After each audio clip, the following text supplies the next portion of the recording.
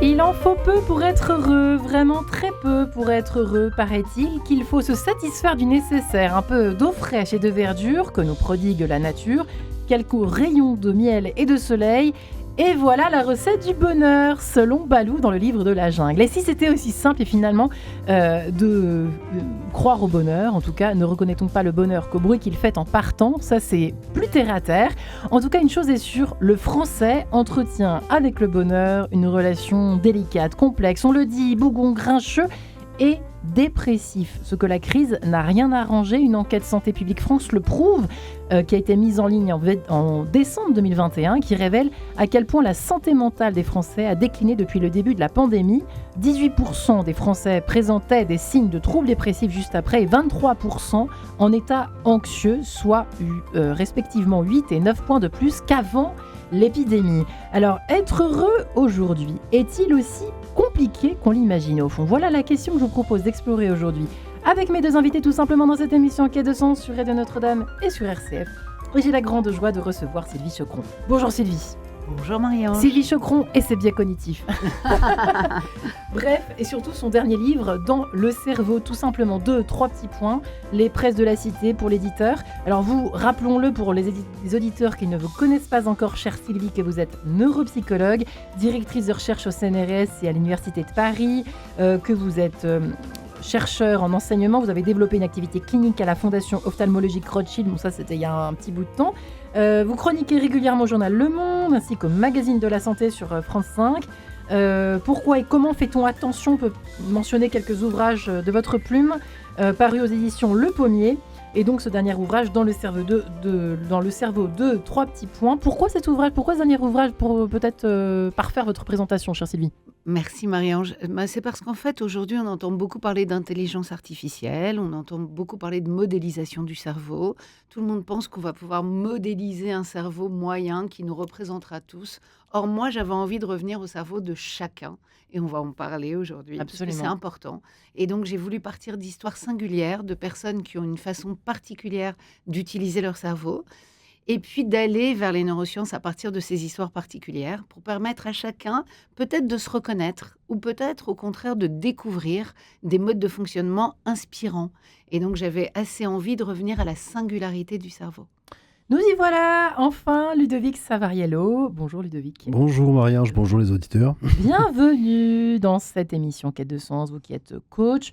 Alors, spécifiquement, vous accompagnez les sportifs de haut niveau et les dirigeants, on peut le résumer comme ça? Oui, et certains artistes aussi. Certains artistes, et vous êtes hypnothérapeute aussi? Toujours? Aussi, entre Oui. autres. Et vous écrivez des livres aussi? J'en écris. Que ne faites-vous pas? Votre cerveau, fournisseur officiel de bonheur chez Robert Laffont, c'est donc votre dernier ouvrage. Faites du bien à votre cerveau, il vous le rendra. Si c'était aussi simple, ça se saurait, vous répondrai-je. Oui. Je me fais l'avocat du diable, pardon. Je fais la française qui pose des questions chez Robert Laffont. Votre spectacle s'intitule Fournisseur officiel de bonheur, en tournée, bien sûr. On peut le préciser en début d'émission, au Mans et à Auray. Alors là, je vais au Mans, à Auray. Ensuite, j'étais à Paris il y a quelques semaines et puis je retournerai en septembre aussi. Voilà, sachez que l'émission est donc diffusée aux quatre coins de la France. Donc, petit coucou à nos auditeurs et auditrices bretons. Au Mans, Mansois. Tout simplement, je ne m'aventure pas en géographie aujourd'hui. Sylvie Choqueron, c'est vrai que c'est étonnant de vous voir aujourd'hui dans cette émission sur le bonheur. Pour commencer, le bonheur est-il une question, comment peut-on dire, de câblage? On va le dire comme ça. Est-ce qu'il y a une part de câblage dans le rapport que nous entretenons au bonheur? Forcément, Marie-Ange. Il y a forcément une part de câblage parce que nos émotions, nos sentiments, nos ressentis, ils émergent de notre cerveau. Qui dit cerveau dit forcément câblage. Donc oui, alors si la question c'est sommes-nous tous égaux en termes de bonheur? Est-ce qu'il y a une région du bonheur? Alors, il y a une région dans notre cerveau qui nous permet d'éprouver le bonheur. Donc, le bonheur ou la joie? On le dit comme ça? Oui, le bonheur. On dit que c'est la région qui s'active quand on est heureux, D'accord. Quand on ressent du bonheur. Donc, si cette région existe, c'est forcément que elle est là pour coder ces événements qu'on ressent comme heureux, comme joyeux.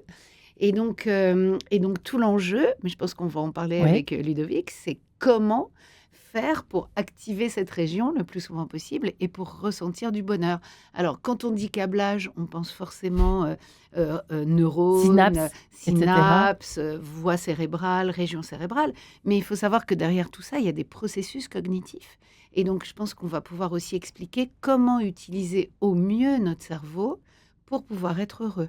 Parce qu'il y a des façons d'utiliser notre cerveau pour être heureux. Il y a un entraînement au bonheur qu'on peut entreprendre et entretenir, Ludovic Savariello, ou pas? Oui, indéniablement, oui. Après, on a tous des spécificités. D'ailleurs, Sylvie en parle dans son livre, Neurodiversité.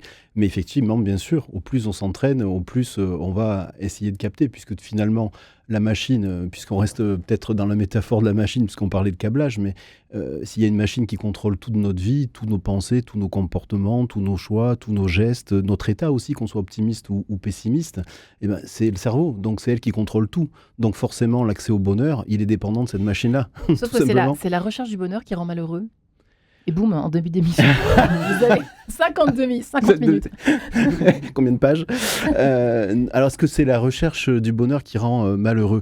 Mais en fait, je pense que je vais prendre un exemple simplement de quelque chose qui peut venir d'une connaissance un peu millénaire. Je vais ramener au sanskrit à une connaissance qui date de 2300 ans. Le bonheur, en sanskrit, c'est sukha. Sukha, ka, c'est la grotte, c'est l'endroit. Su, c'est le bon. Ça veut dire bon endroit. D'accord. Et à l'opposé du bonheur, il y a dukkha, c'est la peine, c'est le mal, c'est la douleur. Et dukkha, eh bien, ka, c'est toujours la grotte, l'endroit, et du, c'est le mauvais endroit. Donc, pour répondre à votre question, en fait, ça dépend où on cherche le bonheur. C'est tout simple, c'est aussi simple que ça. On le cherche. Voilà, c'est où on le cherche. C'est-à-dire que le chercher au mauvais endroit, forcément, ça va être compliqué. C'est quoi le mauvais endroit, à votre avis? Ils sont nombreux, les mauvais endroits. La peut-être que matérialité. c'est plus facile à lister peut-être le bon endroit que le mauvais. Mais en fait, très concrètement, pour répondre à votre question, est-ce que c'est difficile aujourd'hui d'accéder au bonheur ou en tout cas d'être heureux? Moi, j'ai envie de répondre par une autre question. C'est aussi compliqué que de prendre une voiture, d'aller d'un point à un point B avec un moteur qui soit tout saute, soit marche pas, soit tombe en panne. Et le parallèle est fait avec le cerveau, c'est-à-dire que c'est l'objet du livre que j'ai écrit, c'est que j'ai essayé d'en faire un manuel d'utilisation de notre cerveau, bien qu'on soit tous différents, mais il y a quand même des choses à savoir pour qu'il fonctionne le mieux possible et qu'il ne se mette pas à bugger. Parce que lorsqu'il bug, lorsqu'il y a des choses qui se passent mal, forcément, le bonheur est plus difficile à trouver. Oui, mais la vie est parsemée de petits bugs et de gros bugs, Sylvie Chocron. Et justement, à travers tous ces cas, par exemple ceux de votre livre, en fait, on est chacun des cas on pourrait tous être dans votre livre, finalement. Exactement. Chacun de nos cerveaux. Mais bien sûr, moi j'aurais adoré, et c'est comme ça que je finis le livre en disant dans tous les cerveaux dans lesquels j'aurais voulu rentrer, et d'ailleurs j'aurais voulu rentrer dans chaque cerveau. Ah bah parce ça, que c'est Sylvie. chaque cerveau est différent. Moi j'ai envie de dire que si on se pose aujourd'hui la question du bonheur, c'est quand même pas pour rien. C'est parce qu'on vit dans un monde où on est vraiment envahi d'informations qui sont extrêmement anxiogènes et d'images qui sont extrêmement anxiogènes. Et donc, du coup, c'est extrêmement difficile de s'en détacher.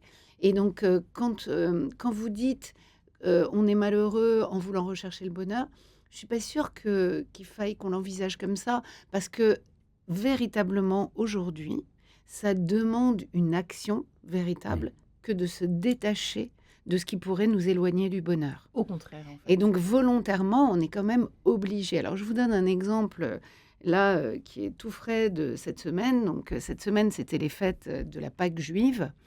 Et donc, normalement, ça s'appelle une fête. Hein, c'est la fête de Pâques. Or, dans beaucoup de familles juives, il y avait une assiette vide qui était posée pour chaque otage qui est encore retenu par le Hamas et qui ne peut pas fêter la Pâque juive.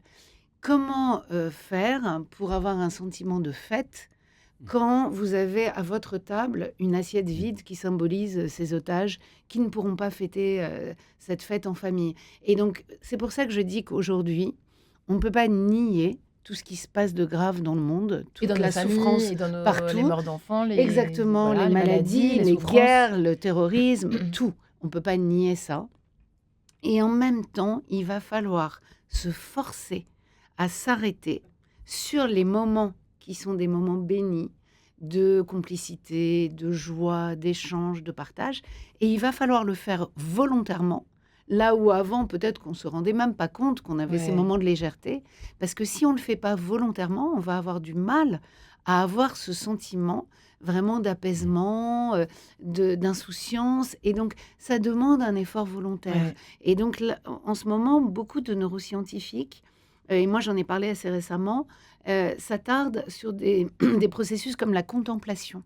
C'est-à-dire que entre toutes ces informations qui nous arrivent, entre toutes ces multitâches qu'on a en permanence, entre nos mails, nos réseaux, nos SMS, etc., ben finalement, on ne prend plus le temps de s'arrêter, de regarder le vent dans les arbres, la lumière, un paysage, une scène devant nous, et on prend plus le temps de contempler, Mm. et on prend plus le temps d'éprouver ce sentiment d'être en vie, Ouais. que finalement la vie vaut le coup d'être vécue. Et donc, je pense qu'on est à une époque où on a besoin volontairement de faire ça, parce que sinon, on ne ressent pas en direct ces moments de Ouais. pur bonheur. Et vivent les enfants pour nous Exactement. réapprendre. On est bien Exactement. d'accord. Je parle en connaissance de cause, chers amis. Vous le savez bien. Les auditeurs en ont marre que je parle de ma vie. C'est épouvantable. Qu'en dit le fournisseur de bonheur? Est-ce Oui, que c'est un de vos trucs et astuces?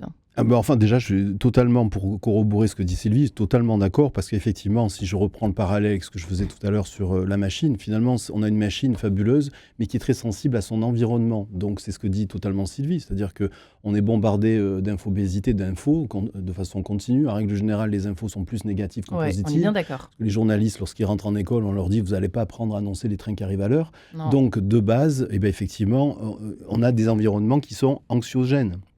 Et donc, si on n'est pas dans une démarche de recherche, effectivement, un moment où on se repose, on se pose sur soi-même, comme le dit Sylvie systématiquement, eh bien là, il y a vraiment des actions qui sont concrètes à faire. Et c'est ce que j'indique dans le bouquin, c'est des routines. Alors, typiquement, c'est des exemples. Mais apprendre déjà à voir les choses de façon positive. Sylvie aussi en parle dans son livre avec François Seltiel, je crois. Hein, Oui. donc voilà, l'optimiste. Mais dans mon livre, ce que je marque très, très concrètement, c'est qu'on peut apprendre à son cerveau à repérer ces moments positifs. Et ça s'apprend. Alors bien sûr, il faut de la répétition. Et ça, l'apprentissage, Comment ça, on ça fait? Vous passe avez par un la répétition. exemple? Donnez-nous un cours. Très là. concrètement, Allez-y. je suis malheureuse. vous Qu'est-ce que avez je fais? votre fille de 2 ans. Oui. Vous pourrez le faire quand elle sera un peu plus grande. Mais moi, ce que j'ai fait avec mes enfants, c'est-à-dire que le soir, typiquement, avant de se coucher, je disais, bon, essaie de me dire 3 choses qui étaient positives dans ta journée. Ah, Alors, je super. peux vous dire qu'au début, ils étaient secs, mais vraiment C'est vrai? secs. Vous avez quel âge quand vous leur avez Moi, j'ai fait? commencé, ils avaient 8-9 ans, quoi. Et ils me D'accord. disent, positive, ils voyaient pas trop, en fait. Déjà, la notion de positif, pour eux, c'était pas forcément quelque chose de très évident. Et puis, à force d'entraînement, eh bien, alors, premier soir, c'était une chose, et puis à force d'entraînement, 2, et puis 3, et puis après c'est devenu quasiment automatique. Et il y a un moment, ils ont abandonné leur cahier, parce qu'ils avaient un petit cahier où ils marquaient ça. Enfin, au départ, c'est moi qui le marquais, et puis après, c'est eux qui le marquaient. Et puis, au bout d'un moment, en fait, à force de répétition, ce genre de choses, ça devient automatique. C'est-à-dire qu'on n'a plus besoin d'un cahier pour se dire, bon, tiens, avant de se coucher, boum, les 3 choses ou 4 choses qui ont été positives dans la journée, c'est ça. C'est un exemple bien concret, mais c'est bête et Est-ce que c'est ce méchant. qu'on appelle mais la ça aide. gratitude? Alors, nous, quand on a la chance d'avoir une foi, une forme de spiritualité, puisque je n'exclus absolument personne, bien au contraire, dans cette émission En quête de sens. Et c'est vrai que la foi nous apprend tous les soirs à remercier Dieu pour tout ce qu'il nous a procuré dans la journée. Ce rapport, alors on peut généraliser ça. Aujourd'hui, le mot gratitude est très tendance. Moi, je l'aime beaucoup, ce mot gratitude, parce qu'il exclut personne, encore une fois. Est-ce que c'est un peu ça que vous voulez dire remercier un peu le monde, la vie, de nous avoir apporté ceci, cette bonne nouvelle, ce beau soleil, je ne sais pas. Typiquement, C'est ça? bien sûr, c'est D'accord. remercier en fait des choses que l'on a perçues dans notre journée et qui nous ont fait du bien, tout simplement. Et vos enfants sont restés comme ça aujourd'hui? Ils sont restés comme ça. Et ça Incroyable. fait du bien parce qu'en fait, très concrètement, encore une fois, c'est une question d'entraînement. Ouais. Voilà, c'est une question d'entraînement. Alors De après, vision du monde, quoi. de vision du monde, oui. Alors après, Enfin, de vision, de perception de de la perception de ce réalité. qui nous entoure aussi, parce que là, je pense que Sylvie aurait beaucoup de choses aussi à dire là-dessus, mais le cerveau perçoit qu'une partie de la Ouais. réalité. Hein, Sylvie? La plus belle des illusions, c'est de penser qu'il y a une seule réalité. Hein, Ouais, donc, c'est vrai. voilà. C'est vrai, ça. Donc, C'est vrai. Alors, moi, oui, Sylvie. Non, je suis tout à fait d'accord avec ce Qu'est-ce qui que tous les deux vous venez de dire. Et d'ailleurs, c'est là où parfois les neurosciences rejoignent la psychologie positive, pas toujours, mais il se trouve qu'il y a eu des recherches qui ont été faites et qui ont montré qu'effectivement, si on demande à des adultes d'évoquer des souvenirs positifs, des événements positifs heureux qui leur sont arrivés, on constate un véritable bien-être, tant moral que physique. C'est-à-dire que véritablement, évoquer et penser tout le temps à des choses positives soit qui nous sont arrivés, soit qui vont nous arriver, parce qu'on va en parler aussi. Oui. Être heureux, c'est aussi la capacité à se projeter. Juste petite parenthèse, à ce propos-là, je ne sais pas si vous avez vu ce sondage sortir, cette étude qui a été faite sur les vacances, quand on se projette. Exactement. Voilà, Bien sûr. ce qu'on fait cet Exactement. été, apparemment, ça rend heureux. Voilà. Exactement. Et donc, Vive les tout à- statistiques, vous avez tout à journalistiques. fait raison. Et d'ailleurs, une des définitions de la dépression, c'est l'incapacité à pouvoir se projeter. Et donc, on sait qu'un des signes majeurs de la dépression, c'est l'incapacité à faire D'accord. des projets, à se projeter. Et donc, du coup, pour se sentir bien, il faut à la fois pouvoir évoquer des choses agréables qui sont arrivées. Il faut pouvoir les ressentir au moment présent et il faut aussi être capable de se projeter dans l'avenir et d'imaginer qu'on va avoir des moments heureux et que ce qui va nous arriver, même si ça comporte une part de stress, donc je vous prends l'exemple du travail, imaginez, vous avez un énorme dossier à rendre, vous avez une grosse présentation à faire, tout ça vous stresse.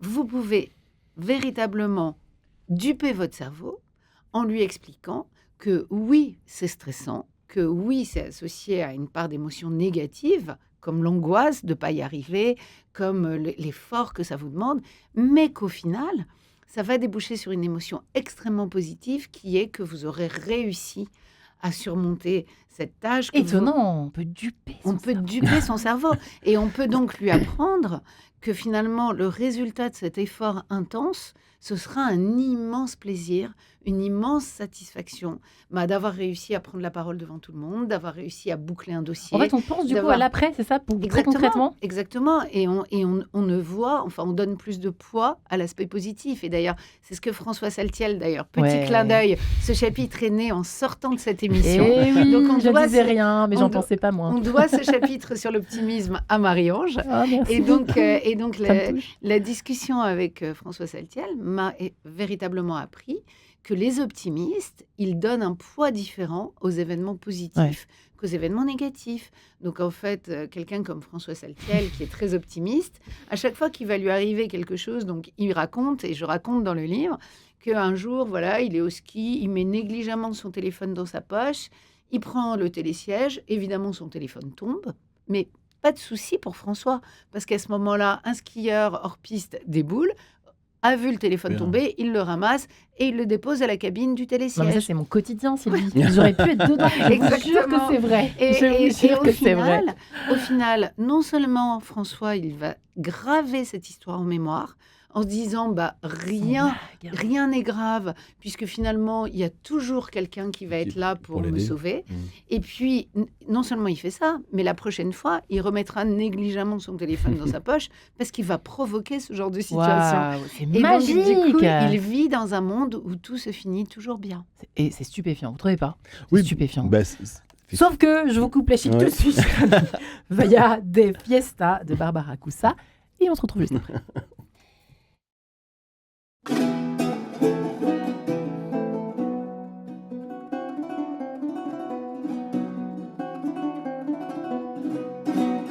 Magia de fiesta, magia de gozo, que pintar solicito al bien que adoro, que pintar solicito al bien que adoro, que es tan pulido, que es tan hermoso. Magia de fiesta, magia de gozo, que pintar solicito al bien que adoro, que pintar solicito al bien que adoro, que es tan pulido, que es tan hermoso.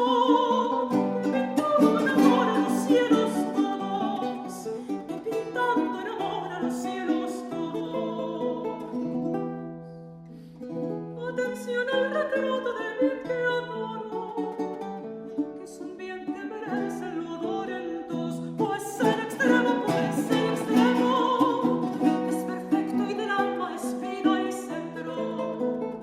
Si una gloria es el rostro de lo perfecto, de mi Dios es la gana de un puro cielo, pues quien no goza, pues quien no goza, tiene solo en mirarlo la gloria toda.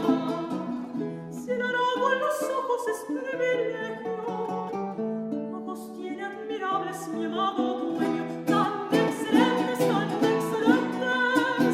que un gallino los vea todos atiende.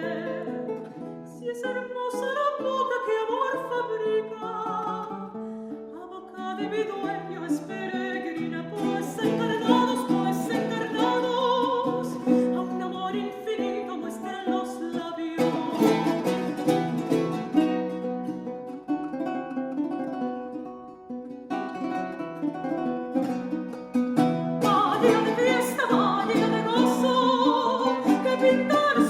solicito al bien que adoro, que pintar solicito al bien que adoro, que es tan pulido, que es tan hermoso.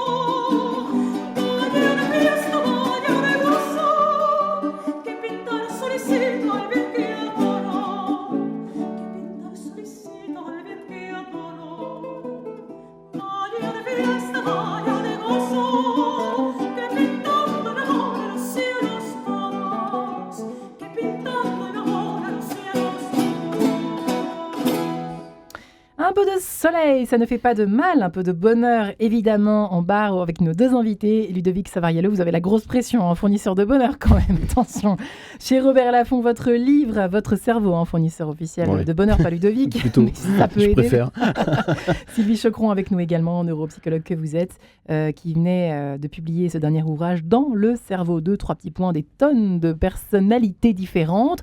Nous avons chacun un cerveau capable d'être heureux, n'est-ce pas, l'un et l'autre. Ludovic Savariello, vous souhaitiez préciser effectivement que nous sommes tous quand même capables d'être heureux. C'est ça que vous vouliez répondre. Je vous ai coupé la chic, alors je ne sais pas ce que vous étiez en train de nous dire. Oui, non, c'est simplement qu'effectivement, on a cette possibilité-là.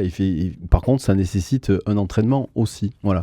Et se remémorer effectivement des moments importants, joyeux dans une vie, mais ça aussi, ça aide le cerveau justement à prendre la mesure et à les amplifier, ces moments-là. Sans être nostalgique, comme je le disais juste avant, là. Ah ben, il peut y Pour avoir autant une nostalgie, mais après, derrière, effectivement, l'objectif, c'est de pouvoir revivre ces moments-là.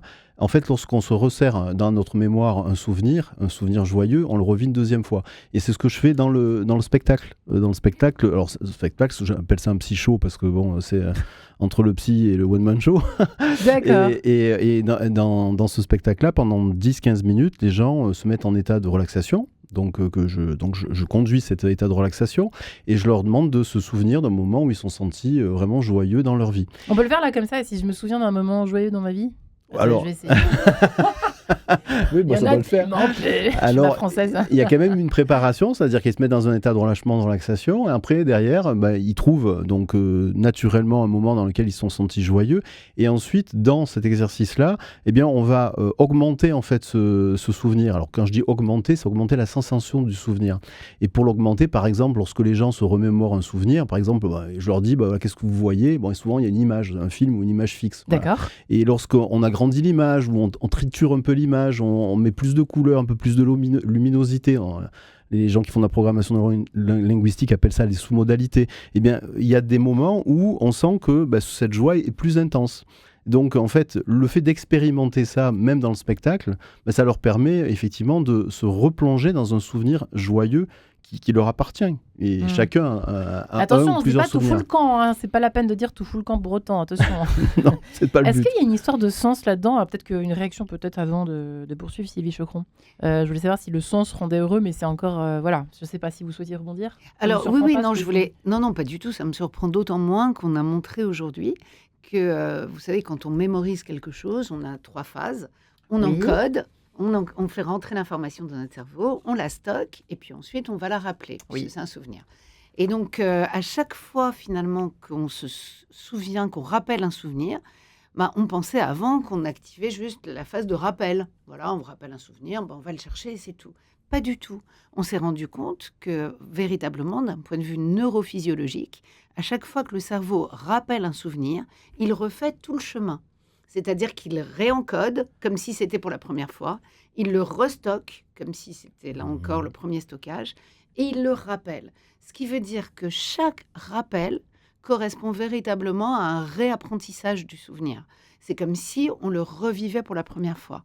Et donc, effectivement, si le fait d'évoquer des souvenirs heureux, ça a une valeur, vraiment, ça a un effet positif, c'est parce qu'à chaque fois que vous évoquez un souvenir heureux, c'est comme si vous le reviviez pour la première fois, vous le restockez, donc il va être stocké de manière encore plus solide, et vous l'enrichissez.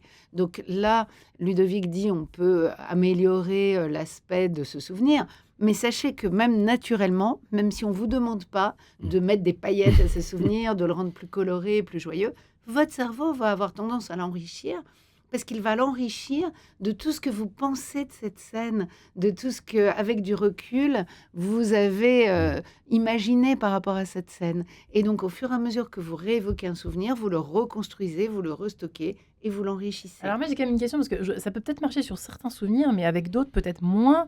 Certains nous rendent tristes, vous voyez ce que je veux dire? Des espèces Bien sûr. je sais pas, des souvenirs qu'on déforme certainement, hein, qu'on idéalise, on va en parler, mais qui nous rendent tristes aujourd'hui. Qu'est-ce qu'on en fait de ça, Ludovic Savariello? Ben, il faut savoir, il faut apprendre à les Comme trier. si c'était perdu ou quoi? Mmh. Et là, nostalgie, Vous c'est ça? parlez de la nostalgie. Oui, la nostalgie. Bah oui, Mm. il me semble que c'est important. Alors, La nostalgie, elle vient du fait que on est souvent triste de ne plus pouvoir vivre pour la première fois quelque chose qu'on a vécu.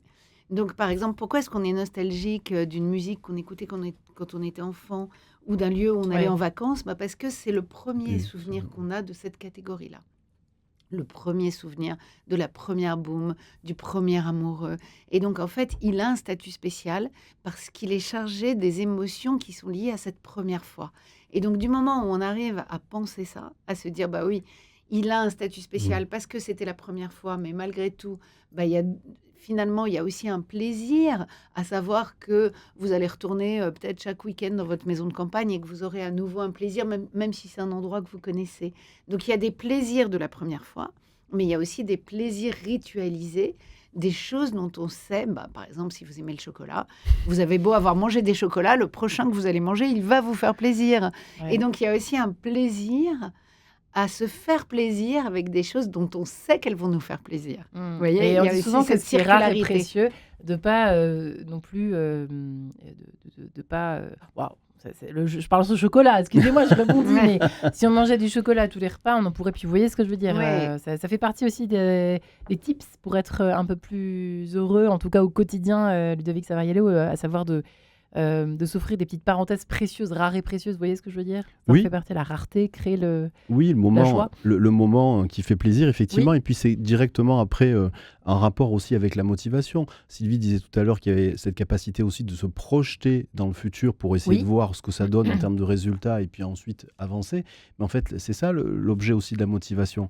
Et, typiquement, lorsque je travaille avec des sportifs de haut niveau, quelqu'un Ouais. qui s'entraîne pendant 4 ans pour gagner les Jeux Olympiques, notamment par exemple sur la natation, et qui va nager 3-4 heures par jour pendant 4 ans pour potentiellement être médaille d'or Une fois. et peut-être même la louper pour un dixième de seconde, Mmh. il va falloir trouver une vraie motivation pour pouvoir y arriver. Et cette motivation-là, en fait, typiquement, un sportif de haut niveau sait faire ce qu'on devrait tous savoir faire, c'est-à-dire pour la garder dans le temps. Et ça fait quand même, il y a un lien quand même direct avec aussi la capacité d'être heureux et de prendre plaisir à ce qu'on fait.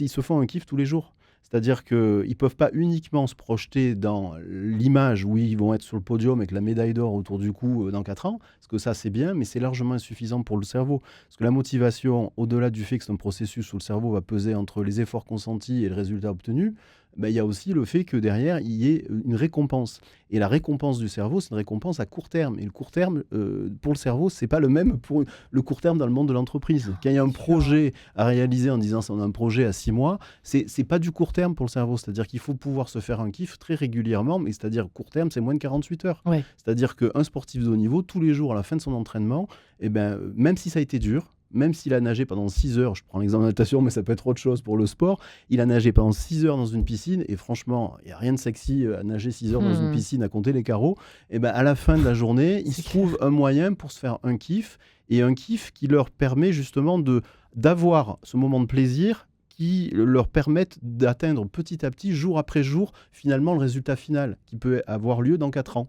Des ça aussi. des petits moteurs, quoi, des petites motivations quotidiennes. Exactement. Même dans nos vies, c'est vrai que parfois... exactement, mais c'est ce que je dis aux peut gens, nous aider. c'est-à-dire que très concrètement, on n'a plus l'habitude, on Non. perd systématiquement l'habitude de dire mais vous faites un kiff facilement dans la journée, à dire oui non mais moi mon kiff c'est d'aller courir pendant 20 minutes, faire 40 minutes de métro, aller courir pendant 20 minutes. Je dis mais attendez, typiquement d'un point de vue logistique, vous pouvez pas vous faire ça tous les jours parce Non. que de base c'est déjà trop compliqué. Ouais. Donc, il faut être capable de trouver Avec des ce qu'on a, choses c'est ça que vous voulez simples, dire. voilà, des choses simples qui font plaisir. Mais c'est des petits trucs.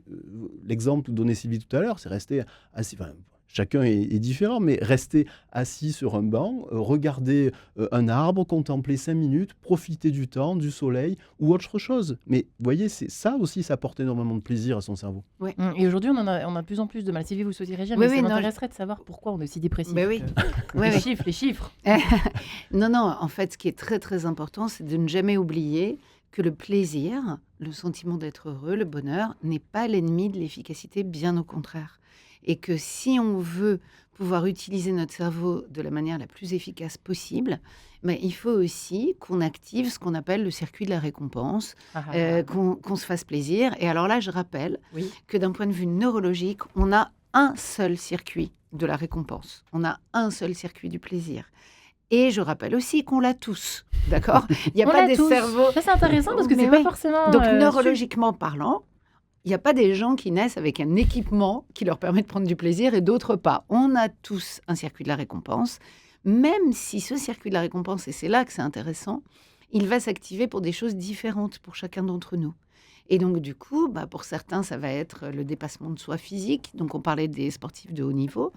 Évidemment, c'est vraiment terriblement difficile de s'entraîner 6 heures par jour, mais après les 6 heures d'entraînement, vous avez un plaisir non seulement moral de l'avoir fait, mais vous avez aussi un plaisir physique, parce que ça libère des endorphines, qui sont des antidouleurs, ça libère de la sérotonine, qui est l'hormone du bonheur, ça libère de la dopamine, qui est l'hormone du plaisir. Donc en fait, il va falloir trouver chacun ce qui nous permet de libérer ces hormones-là, sachant que pour certains, ça va être dans l'effort, pour d'autres, ça va être dans la contemplation. Pour d'autres, ça va être dans l'altruisme. Et voilà, N'oubliez c'est ce que j'allais dire. jamais. Est-ce que c'est pas le numéro 1, celui-là ? Alors, Parce qu'on a tendance à le dire ça- depuis la nuit des temps, Alors, depuis Platon. on sait que faire du bien aux autres nous fait du bien, et on a tendance à l'oublier. Eh oui. Donc, on pense qu'aller faire dans du cette bien... société Exactement. On pense individualiste, qu'aller faire du bien aux autres, ça va être un coût. une corvée. Et en Toutes les fait, recherches montrent qu'on n'est jamais aussi heureux que quand on dépense notre argent pour c'est autrui, vrai. et qu'on n'est jamais aussi heureux, véritablement, si on fait passer des tests où on évalue le bonheur, que quand on a aidé les gens. Ouais. Soit en donnant du temps, soit en donnant des biens matériels, soit en donnant, je ne sais pas, une partie de nous, du sang ou Et quoi ça, que ce ça soit. se muscle aussi, finalement. Et donc, c'est un entraînement, ça Alors, aussi. je dirais pas musclé, D'accord. parce que dans le cerveau, c'est pas la taille qui correspond à l'efficience, mais je dirais plutôt que tout est une prise de conscience de ce qui nous rend heureux. Donc, non seulement il faut être vigilant pour se demander à la fin de la journée, mais est-ce que je me suis autorisé du plaisir, quel qu'il soit, de rigoler 5 minutes avec un collègue, de rigoler avec ses enfants, de manger quelque chose qu'on aime, de porter un vêtement qu'on aime, de regarder autour de soi des choses qui nous font plaisir, de l'art, d'écouter de la musique. Il faut s'interroger pour être conscient du plaisir qu'on a pris. Conscient. C'est Exactement. ça, faut pas Parce passer à côté, qu'aujourd'hui, tout le monde s'accorde à dire que le mal du siècle, c'est de ne plus faire les choses en pleine conscience. Donc vous savez qu'on parle de méditation en pleine conscience, mais on parle aussi d'alimentation en pleine conscience. C'est-à-dire que quand vous mangez, il se peut très bien que vous mangiez des choses que vous aimez, mais si vous ne les mangez pas en pleine conscience, vous vous rendez même pas compte que ces choses-là vous ont procuré du plaisir.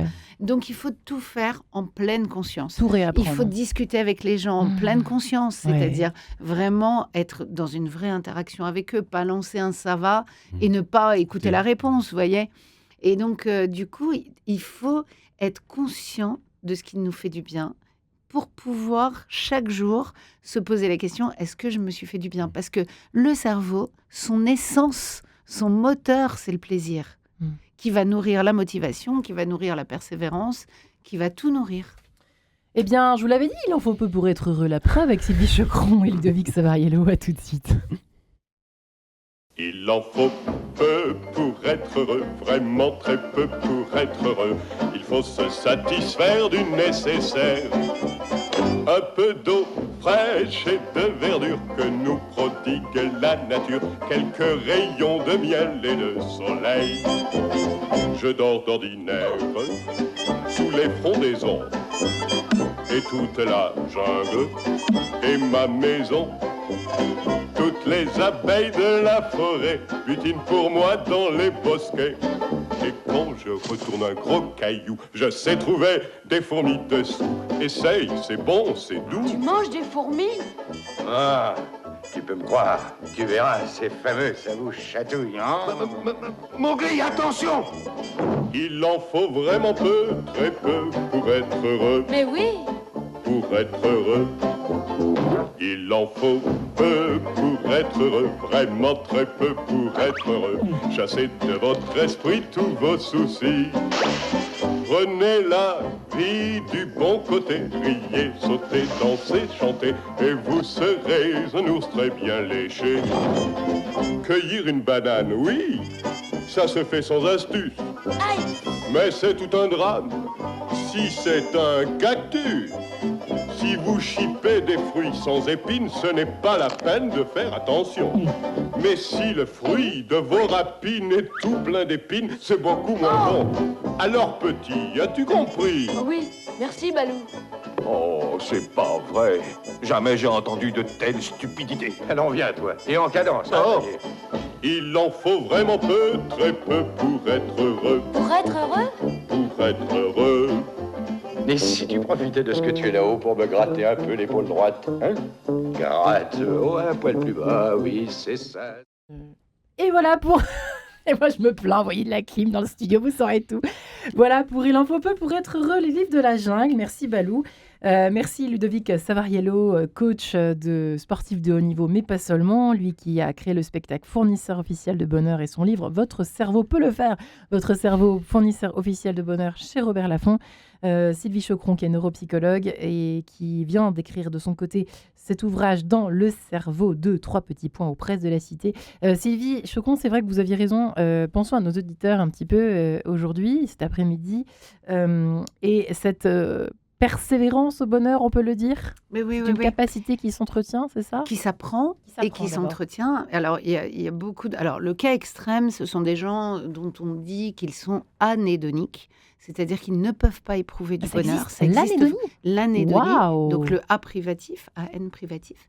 Et donc, on parle d'anédonie, pas forcément pour des gens qui sont dépressifs, hein, mais pour des gens qui ont véritablement l'incapacité à éprouver du bonheur. Alors, il y a de plus en plus de gens quand même qui sont concernés. Et donc, je pense qu'on mélange, quand on dit les gens sont plus malheureux aujourd'hui qu'avant, Ça se c'est traduit sans doute- comment? Qu'est-ce que c'est que cette c'est anédonie? vraiment l'incapacité de ressentir le plaisir, de On ressent le plus rien. projeter. Donc, imaginez, demain, vous devez inviter toute votre famille, d'accord, à déjeuner. La seule chose que vous allez percevoir dans cet événement, c'est le coût d'aller faire les courses, de préparer à manger, d'avoir tous ces gens C'est qui vrai que viennent c'est chez très vous. actuel, hein. En fait, vous n'allez voir que la contrainte. Mais quelle horreur de Et vivre vous comme allez ça. être incapable de voir le plaisir qui Ouais. y sera associé, de vous projeter dans ce plaisir qui devrait normalement vous faire passer toutes les contraintes de manière très facile. Vous vous dites, OK, c'est saoulant, je dois aller faire le marché, ça m'épuise, j'ai pas le temps, mais ça va être tellement agréable. Je vais devoir préparer à manger, mais ça Vous va avez être raison, tellement Sylvie. agréable. On est une génération donc- comme ça. hein, Et donc, j'ai en l'impression. fait, on n'a plus cet objectif au bout du compte. On n'arrive plus à se projeter dans l'aspect positif de ce qui va nous arriver. Et on ne voit que l'aspect coûteux. Et toute la vie est une succession de coûts Mais bien différents. évidemment, De bien coûts évidemment. financiers, de coûts temporels, de coûts en termes d'énergie qu'on va Mais on dépenser, nous vend du sur place. d'agressivité, vous voyez, et au lieu de vous dire, tout ça, je le fais parce que, même travailler, pourquoi est-ce que je travaille? Je le fais parce que j'ai envie de me dépasser, Ouais. parce que j'ai envie de changer la société, parce que j'ai envie de procurer un meilleur niveau de vie à ma famille, parce que j'ai envie de m'accomplir, parce qu'il y a Ouais. plein de raisons positives à ça. Mais en fait, actuellement, on a tendance à ne voir C'est que vrai. le coût de ce qu'on fait. Et donc, à un moment donné, il faut sortir de cette façon de regarder les choses. Ouais. Et il faut se rappeler, alors c'est une autre façon d'utiliser notre mémoire, c'est pas simplement se rappeler les souvenirs heureux, c'est se rappeler pourquoi on fait les choses. Pourquoi on fait Pourquoi les est-ce que choses j'ai lancé cette invitation? Parce que j'avais envie de voir mes amis, ou Ah. de voir ma famille, ou de partager ce moment avec eux. Pourquoi est-ce que je travaille? Pourquoi est-ce que je travaille dur? Pourquoi est-ce que j'ai accepté d'être en charge de ce dossier? Pourquoi est-ce que j'ai accepté d'aller en mission à tel ou tel endroit? C'était pas parce que j'avais envie de me faire du mal, parce que je n'ai aucune raison de me faire du mal. C'est donc qu'il doit y avoir une raison positive. Quelle est-elle? Et donc, on peut à chaque fois s'interroger sur vraiment le fondement de nos choix. on peut aller chercher les aspects positifs de ces choix.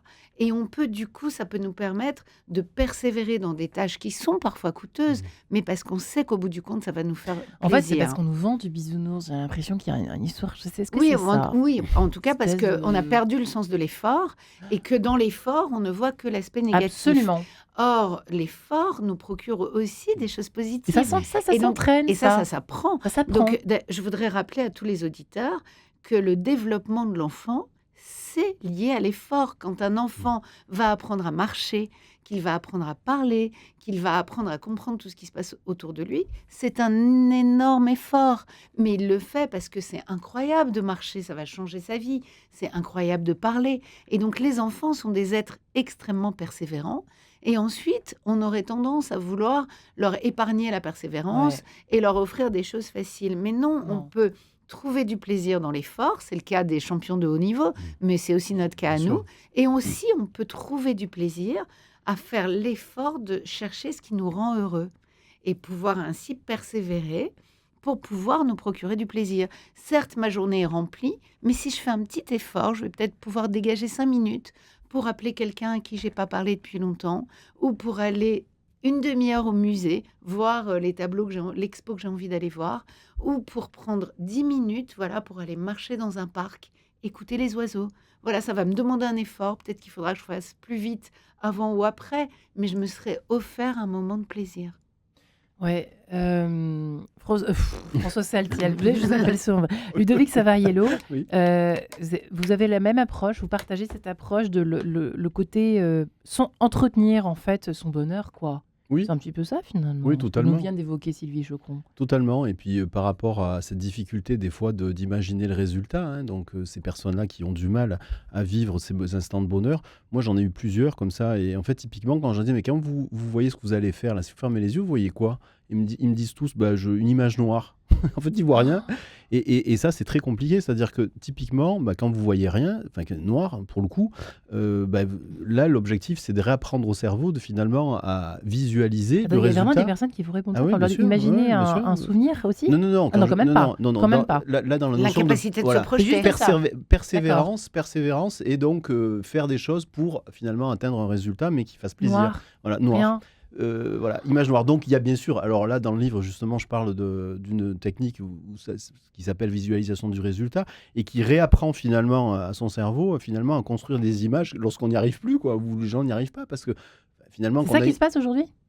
en tout cas pour les cas dont a parlé Sylvie, oui c'est le cas, c'est-à-dire quand vous leur dites imaginez le résultat c'est une image noire, donc zéro, quoi. Ils attendent quoi à la vie, ces gens? Pardon. Qu'est-ce qu'ils attendent de la vie alors? C'est si noir, après si il y c'est a une rien. forme de mécanisme, d'automatisme, hein. On est dans Ils une vivent dans la espèce de- contrainte dans la et en fait, contrainte. ils sont drivés par un objectif qu'ils se sont fixés ou qu'on leur a donné. Mais en fait, c'est complètement dissocié du plaisir que ça pourrait leur apporter et de pourquoi ils le font. Donc en fait, pour une émission qui s'appelle Enquête de sens, la question que vous posiez tout à l'heure, c'était la question du sens. Ouais. Effectivement, si on a perdu le sens de ce qu'on fait, et Dieu sait, je ne peux pas m'en empêcher, je suis désolée, à chaque fois que je suis à cette table, je suis obligée d'en parler. Dieu sait que si vous faites des choses sur votre téléphone de manière automatique, sans qu'il y ait aucun sens à ça, donc vous passez des heures sur les réseaux à voir ce que les gens font, on n'en a pas parlé, et vous comparez en permanence à des images qui sont des images Non seulement totalement ça sert à rien, truquées, mais voilà, en plus, Ça fait mal. qui ne ça sont détruit. pas des images réelles. Et donc, vous idéalisez la vie des autres et à côté de ça, vous comparez votre propre vie qui a l'air terne, Nulle. maussade, nulle, coûteuse, contraignante. Non seulement vous avez perdu du temps, vous avez fait des choses qui n'avaient aucun sens et vous êtes en train de comparer votre vie à des choses qui sont peut-être même pas véridiques parce que les gens ont pris des photos de choses magnifiées qui correspondent même pas à leur vie. Peut-être qu'à côté de ça, ils sont très malheureux, même si dans leur assiette, ils ont un plat magnifique C'est ça. ou qu'ils sont sur une plage Juste idyllique. idyllique. Ça ne veut pas dire pour autant qu'ils sont heureux, vous voyez. Ouais. Et donc, du coup, si vous faites des choses comme ça qui n'ont pas de sens et que vous n'êtes plus capable de donner du sens à ce que vous faites, effectivement, vous allez avoir du mal à être heureux. Et ça casse en plus les élans créatifs, comme vous l'aviez dit une fois précédente, lors d'une émission précédente. Effectivement, sur les ravages que font les écrans sur les cerveaux des petits et des grands, n'est-ce pas, chère Sylvie? Oui, petite parenthèse nécessaire. Nécessaire, n'est-ce pas? Ludovic Savariello, autre truc et astuce pour éloigner peut-être... alors, l'écran noir, vraiment, là, vous me fascinez. Je ne pensais pas qu'il y avait des personnes qui étaient incapables de... Je pensais qu'on était quand même tous naturellement dotés de cette espèce d'élan vital pour le coup, enfin comme une sorte d'automatisme, de quand même de se projeter sur quelque chose de un peu lumineux quand même, quoi. Mais je savais pas qu'il y avait des contemporains qui n'avaient rien, quoi. C'est incroyable, ça. Comment est-ce qu'on en est arrivé là? Mais c'est pas possible. Bah, c'est le résultat de ce qu'on subit ou ce qu'on vit au quotidien, tout simplement. Voilà, Nos anciens, vous croyez qu'ils étaient comme ça? C'est Ben pas non, possible, ils vivaient pas dans le même environnement, les anciens. Il n'y a pas de réseaux sociaux, il n'y avait pas d'infobésité, il n'y avait pas forcément de vie telle qu'on la vit aujourd'hui, avec une vraie rapidité. Aujourd'hui, chaque jour, on reçoit 360 milliards de mails envoyés reçus par jour. Un salarié est interrompu en moyenne à peu près 2 à 3 fois toutes les 4 minutes dans son travail. Donc ça a des incidences directes sur le fonctionnement de son cerveau.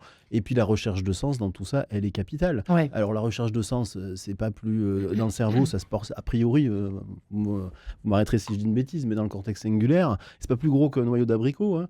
Mais cette partie, ce noyau d'abricot, s'il trouve pas du sens dans votre vie, ça va commencer à poser des problèmes. Ça crée des angoisses, de l'anxiété, et ainsi de suite. Et dans le spectacle, lorsque je demande aux gens, qui par applaudissement s'est déjà posé la question si sa vie avait un sens, la moitié de la salle n'applaudit pas. Et c'est des salles de 200-300 personnes. Donc ça veut dire 50% des gens ne sont jamais posés une fois leur vie, si leur vie avait un sens. Et ça, alors en plus, je le fais de façon un peu humoristique parce que juste avant, et ça, alors c'est humoristique parce que c'est quand même un psycho, juste avant, je pose la question, est-ce qu'il y a des gens qui ont déjà pensé à se tirer une balle dans la tête? Donc par applaudissement. Bien entendu, il y a des gens qui applaudissent. Et je dis volontairement, mais c'est volontairement, je constate que ceux qui n'ont pas applaudi, c'est-à-dire ceux qui n'ont pas applaudi à la question, est-ce qu'il y a des gens pour le sens, sont précisément ceux qui ont déjà voulu se tirer, faire sauter le ciboulot. Bon, c'est un spectacle, c'est très humoristique, mais c'est quand même représentatif. C'est révélateur d'un vrai problème. C'est-à-dire qu'on est dans une société où il y a quasiment, enfin en tout cas moi je le vois dans le public, quand on pose la question, mais les gens se disent non, moi je ne me suis jamais posé la question de savoir si ma vie avait un sens, quoi. Vous voyez, et voilà, c'est un vrai sujet. Voilà, je Sylvie, voudrais je suis juste désolée, mais revenir. ça me fait bondir. Oui, non, mais je vous comprends très bien, et je voudrais juste vous ramener au substrat neuronal de tout ça, parce que se projeter dans l'avenir, imaginer une issue heureuse, etc. Figurez-vous que c'est le même réseau que le réseau de la mémoire, que se souvenir. Donc se projeter dans l'avenir ou aller chercher un souvenir dans sa mémoire, c'est la même chose. Ça veut donc dire que chez ces personnes qui n'arrivent pas à se projeter, il y a aussi souvent une incapacité à s'arrêter et à se remémorer ce qui leur est arrivé d'heureux et ce qui donne un sens à leur vie. Parce que pour décider de faire quelque chose et pour que cette chose ait un sens, il faut être capable de se dire « je le fais parce que je sais qu'en le faisant, il va m'arriver ça de positif ». Mais pour faire cette comparaison, pour que le cerveau fasse cette computation et qu'il vous emmène, qu'il décide de faire quelque chose et qu'il vous fixe un objectif, il faut qu'il soit capable d'évoquer pourquoi cet objectif. Et parce qu'il y aura une issue heureuse, parce qu'il y a un intérêt, quel qu'il soit. Ouais. Or, si votre cerveau n'est plus capable de s'arrêter à un moment donné et de faire le lien entre ce que vous avez déjà fait, ce que vous allez faire et pourquoi vous le faites, du coup, votre vie perd de son sens. Ouais. Et justement, en fait, dans ce livre que j'ai écrit, dans le cerveau 2, pourquoi est-ce que je suis rentrée dans le cerveau de ces personnes? Parce que j'ai découvert que finalement, on fait équipe avec notre cerveau, mais que autant depuis une trentaine d'années, on s'est interrogé sur notre psychologie, mais autant on ne s'est jamais interrogé sur ce qui se passe véritablement dans notre cerveau. Et à l'issue de ces entretiens, toutes ces personnes, qui sont des personnes quand même brillantes, qui ont l'habitude d'utiliser leur cerveau, quoi. Oui, et puis même d'une certaine introspection, se sont rendues compte qu'elles s'étaient jamais posé de questions sur leur cerveau. Et donc, en fait, moi, je milite pour que les gens puissent se poser la question de ce qui se passe dans leur cerveau et pour pouvoir utiliser leur cerveau au mieux. Et en ça, je rejoins tout à fait ce que fait Ludovic dans ses spectacles, c'est-à-dire que j'essaye d'éduquer le plus grand nombre à la meilleure utilisation possible de son cerveau, y compris pour être heureux. Et oui, et en fait, ça s'éduque, c'est-à-dire que ça se transmet. J'entends par Exactement, là éduquer, transmettre à nos exactement, enfants. C'est peut-être des exactement. personnes, tout simplement, dans cette salle, par exemple, qui n'ont pas eu de parents qui leur ont appris la gratitude, comme vous l'avez fait avec vos enfants, cher Ludovic. Et finalement, c'est une part du travail qui est déjà gagnée, si je puis dire. Quand on est câblé à avoir... Quand on a eu la chance d'avoir, par exemple, des parents ou des oncles et tantes ou des professeurs ou qui vous ont éduqué, finalement, à ce mode de fonctionnement, forcément, c'est C'est quand même déjà plus simple que d'avoir des... Je sais pas comment étaient leurs parents, mais bon, bah non, bah écoute, voilà, la vie, bah rien, en fait. Non, c'est aussi que la vie actuelle, elle peut venir Bien sûr. contrecarrer Mmh. tout ce qu'on a appris enfant et, Mm.